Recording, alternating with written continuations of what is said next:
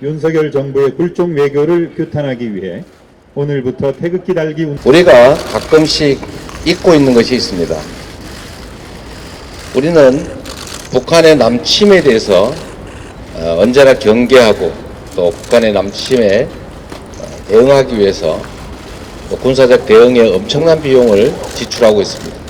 그리고 끊임없이 경계심을 가지고 활동하고 또 판단합니다.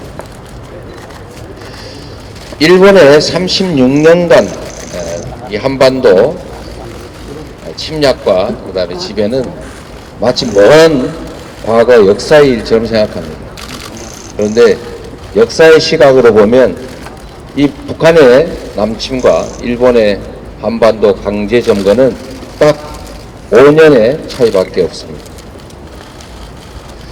그런데 일본이 과거에 이 침략 그리고 인권 침해에 대해서 반성도 사죄도 제대로 하지 않는 이 상태에서 일본에게 저자세로 조공을 바치듯이 이렇게 한일 회담을 해 온 것에 대해서 우리 국민들께서 참으로 허탈하고 모욕감을 느끼고 있습니다. 한 가지만 예를 들어보겠습니다. 일본이 이 한국에 대한 경제 지배를 강화해 왔기 때문에 소위 소재, 부품, 장비 산업에 대한 우위를 이용해서 경제 제재를 가했습니다. 화이트 리스트에서 제외해서 수출 규제를 가함으로써 우리나라 반도체 산업에 타격을 주려고 했습니다. 그런데 이 시도는 아시는 것처럼 실패로 돌아갔습니다.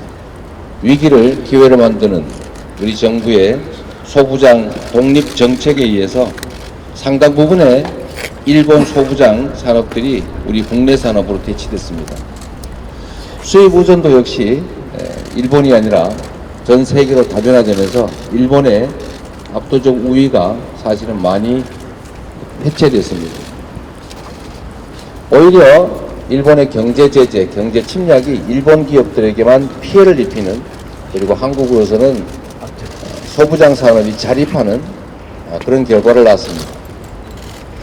그런데 이 윤석열 정부가 우리 한국 소부장 산업 지원 예산을 대폭 삭감했습니다.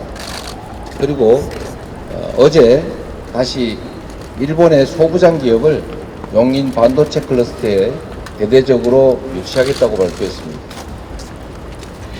이해가 되지 않습니다. 대체 누구를 위한, 어느 나라 산업과 기업을 위한 정책입니까?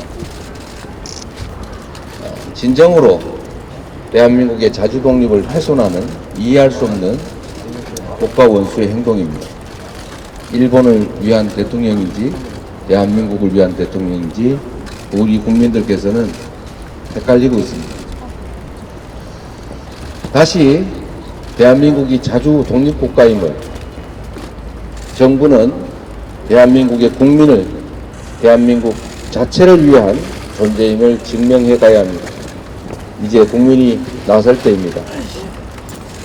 태극기를 다시 우리 손에 들고 각 가정에 개양하고 차에 붙이고, 그래서 우리나라가 결코 일본에 끌려가는 존재가 아니라 아주 당당한 자주 독립국임을 우리 국민들 스스로 보여주시기를 부탁드립니다.